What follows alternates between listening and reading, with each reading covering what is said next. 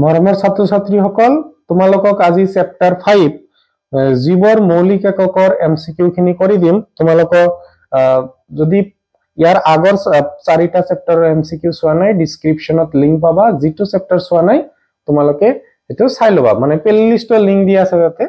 So question 1ত কৈছে যে কোক কোনে আৱিষ্কাৰ কৰিছিল? এটা তুমি সকলোৱে জানো, কোনে? Robert Hooke. ইজি প্ৰশ্ন। কোক মতবাদ কোনে আগবঢ়াইছিল? কোক মতবাদ তোমালোকৰ দুজনে আগবঢ়াইছিল, এজন হল স্লাইডেন আৰু আনজন হল শ্ৰবট। ঠিক আছে, এইটো হ'ব। নেক্সট, উদ্ভিদৰ কোষবেৰ প্ৰধানত গঠিত হয়। চোৱা, উদ্ভিদৰ কোষবেৰ প্ৰধানতে সেলুলোজত গঠিত হয়। সেলুলোজ ডি অপশনত আছে। ক্ৰোমোজোম তোমালোকৰ ডিএনএ ৰে গঠিত হয়। ঠিক আছে। নেক্সট, কোষৰ কোনটো অংশক আত্মঘাতী মনা বুলি কোৱা হয়? এটো হল লাইসোজোম। কোশ্চেন নম্বৰ 6ত কি হ'ব? এটিপিৰ সম্পূৰ্ণ নাম সুধিছে আমাক, কি হ'ব? এডিনোসাইন ট্ৰাইফসফেট। এটো সি অপশন হ'ব। নেক্সট তোমালোকে চোৱা, ৰবাৰ্ট হুকে কোষ কিমান চনত আৱিষ্কাৰ কৰিছিল? তোমালোকৰ 1665। কোষত থকা জলীয় পদাৰ্থখিনি পটপ্লাজমম বুলি কোনে নামকৰণ কৰিছিল? পটপ্লাজমম বুলি তোমালোকৰ পাৰ্কিন্স। কোষত কোষ কেন্দ্ৰ ধৰা পেলোৱা বিজ্ঞানীজনৰ নাম কি? তোমালোকৰ ৰবাৰ্ট ব্ৰাই। তাৰ পিছত কৈছে যে তলৰ কোনটো এককোষী প্ৰাণী? তোমালোকৰ ক্লেম, পেৰামেচিয়াম, আটাইবোৰ। ঠিক আছে, আৰু আছে এমিবা, পেৰামেচিয়াম, এইবিলাকো হয়, প্লাজমোডিয়াম। তোমালোকৰ 11 নম্বৰৰ ডিএনএৰ কাৰ্যকৰী একক হল, ডিএনএৰ তোমালোকৰ কাৰ্যকৰী এককটো জিন হয়। তলৰ কোনটো কোষীয় শক্তিৰ ভঁৰাল বুলি কোৱা হয়? কোষীয় শক্তিৰ তোমালোকৰ ভঁৰাল বুলি মাইটোকন্ড্ৰিয়াক কোৱা হয়। নেক্সট, গোলজি সংঘ বা গোলগি সংঘও দিয়া থাকিব পাৰে। গোলজি সংঘৰ বিষয়ে কোন প্ৰথমে বৰ্ণনা দাঙি ধৰিছিল? তোমালোকৰ কেমিল গোলজিয়ে। ঠিক আছে, তাৰ নামতে ৰখা হৈছে। বৰ্ণকলা আৰু অবৰ্ণকলা ক'ত পোৱা যায়? বৰ্ণকলা আৰু অবৰ্ণকলা প্লাস্টইডত পোৱা যায়। অবৰ্ণকলাৰ প্ৰধান কাম কি? অবৰ্ণকলাৰ প্ৰধান কাম হল খাদ্য সঞ্চয় কৰা। কোনবোৰ প্লাস্টইড বৰণহীন? কোনবোৰ প্লাস্টইড তোমালোকৰ বৰণহীন? নিউক্লিওপ্লাস্ট। নেক্সট, দেশক কোষীয় শক্তিৰ মুদ্ৰা বুলি কোৱা হয়। তোমালোকৰ কি হ'ব?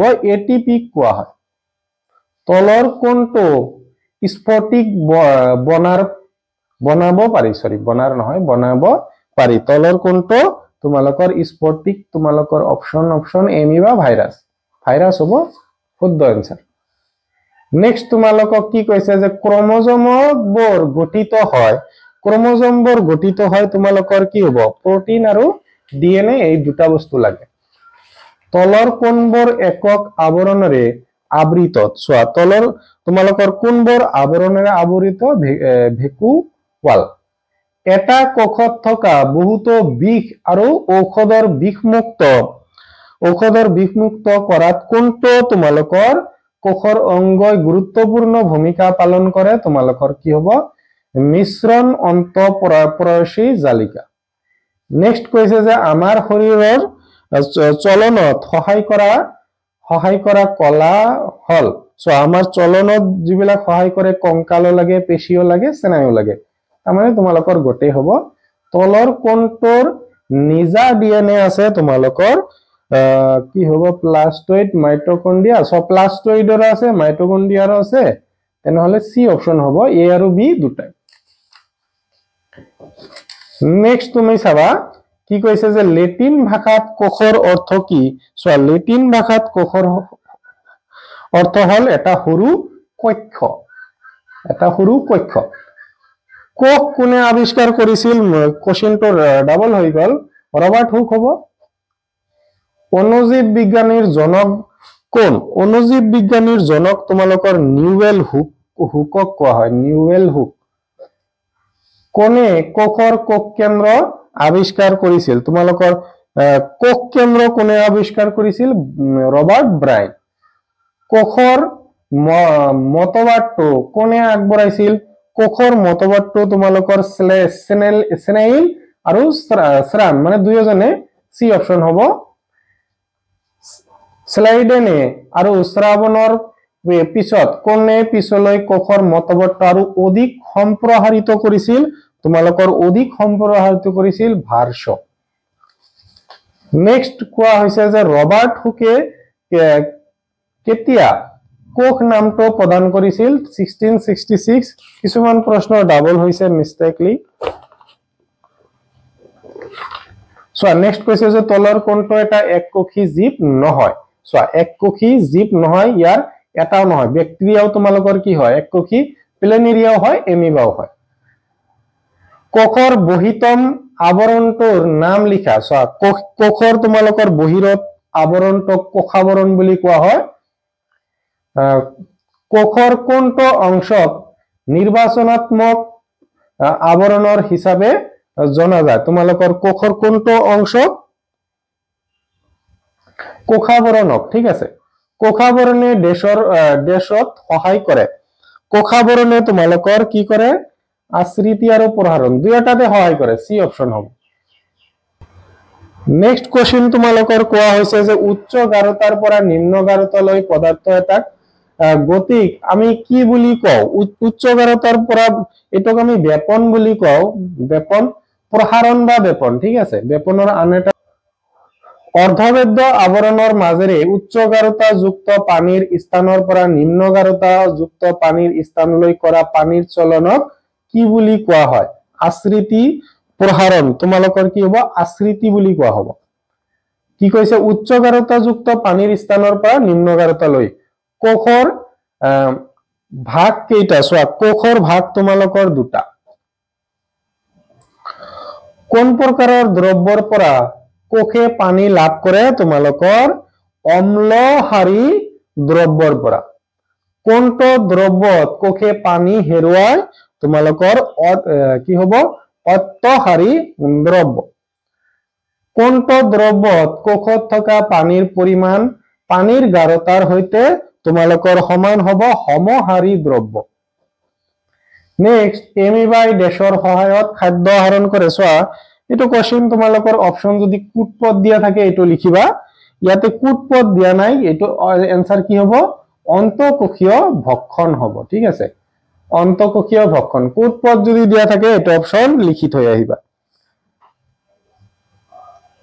নেক্সট কৈছে যে সেলুলোজক আবৰি থকা বাহিৰৰ কঠিন আবৰণখনৰ নাম হল সো সেলুলোজক আবৰি থকা তোমালোকৰ নামটো কি হ'ব কোষ বেদ ঠিক আছে নেক্সট তোমালোকৰ কৈছে যে কোষীয় কাৰ্যকলাপ প্ৰজনন মুখ্য ভূমিকা গ্ৰহণ কৰা তোমালোকৰ কি হ'ব কোষৰ অংশটোৰ নাম কি তোমালোকৰ কোষ কেন্দ্ৰ অপশন সি ডিএনএৰ সম্পূৰ্ণ নাম কি ডাইঅক্সিৰাইবো নিউক্লিক এসিড তোমালোকৰ ডাইঅক্সি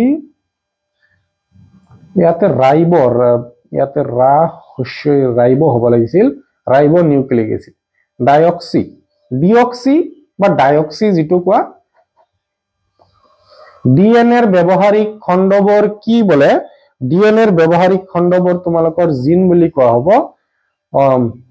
প্ৰকাৰিয়টছ ক্ৰোমোজোমৰ সংখ্যা কিমান প্ৰকাৰিয়টছ ক্ৰোমোজোমৰ সংখ্যা 1 নেক্সট তোমালোকৰ চোৱা প্ৰোটোপ্লাজম নামটো কোনে দিছিল তোমালোকৰ পুৰ্কিজে কোষ কেন্দ্ৰ আৰু কোষ প্ৰহৰক একেলগে দেশ বুলি কোৱা হয় কোষ কেন্দ্ৰ আৰু কোষ প্ৰহৰক প্ৰোটোপ্লাজম বুলি কোৱা হয় তলৰ কোনটো এটা কোষ অংগাণু তোমালোকৰ কি হ'ব কোষ অংগাণু তোমালোকৰ অন্তঃপ্ৰহৰ গোটেই কেটা হ'ব মাইটোকন্ড্ৰিয়া গোলজি সংঘ গোটেই কেটা হ'ব ইয়াৰৰ সম্পূৰ্ণ অৰ্থ হল অন্তঃপ্ৰহাৰী জালিকা আৰু ইয়াক ইংলিছত এন্ডোপ্লাজমিক ৰেটিকুলাম বুলি কোৱা হয় এন্ডোপ্লাজমিক ৰেটিকুলাম তোমালোকৰ কি হ'ব অসমীয়াত অন্তঃপ্ৰহাৰী জালিকা বুলি কোৱা হ'ব নলিকা আৰু ভেসিকলক বান্ধি ৰখা আৱৰণৰ বৃহৎ জালিকা তোমালোকৰ নামটো কি হ'ব অন্তঃপ্ৰবাহী জালিকা নেক্সট অন্তঃপ্ৰবাহী জালিকা কেই প্ৰকাৰৰ তোমালোকৰ দুই প্ৰকাৰৰ কোনটো অন্তঃপ্ৰবাহী জালিকা প্ৰটিনৰ সংশ্লেষণৰ স্থান তোমালোকৰ প্ৰটিনৰ স্থান কি হয় খহটা অন্তঃপ্ৰবাহী জালিকা নেক্সট কোনটো অন্তঃপ্ৰবাহী জালিকা চৰ্বি অণুৰ সংশ্লেষণৰ স্থান চৰ্বি অণুৰ সংশ্লেষণৰ স্থান তোমালোকৰ কি হয় মিশ্ৰণ অন্তঃপ্ৰবাহী জালিকা কোনটো অন্তঃপ্ৰবাহী জালিকা বিষ আৰু ঔষধৰ বিষাক্ত গুণ নাশ কৰে তোমালোকৰ কোষ কি কৰে বিষাক্ত গুণবোৰ কোনে নাশ কৰে তোমালোকৰ মিশ্ৰণ অন্তঃপ্ৰবাহী জালিকাত তাৰ পিছত কোনটো কোষ অঙ্গাণু কোষবোৰৰ এটা আত্মঘাতী মোনা বুলি কোৱা হয় তোমালোকৰ লাইসোজমক আত্মঘাতী মোনা বুলি কোৱা হয় কোনটো কোষ অঙ্গিকা কোষৰ শক্তিৰ কেন্দ্ৰ বুলি কোৱা হয় এটো মাইটোকন্ড্ৰিয়া হ'ব এটিপিৰ সম্পূৰ্ণ নাম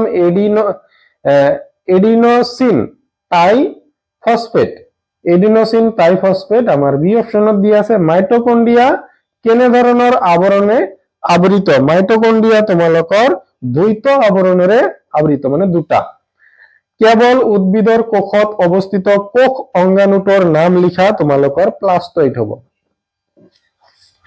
নেক্সট প্লাস্টইড কেই প্ৰকাৰ প্লাস্টইড তোমালোকৰ দুই প্ৰকাৰ সকলো হালো সংশ্লেষণত ব্যৱহাৰ ৰঞ্জক প্লাস্টইড বিধৰ নাম কি বৰ্ণকলা নেক্সট সৰু ৰাজধানী থকা কোষবিধ কোন প্ৰকাৰৰ তোমালোকৰ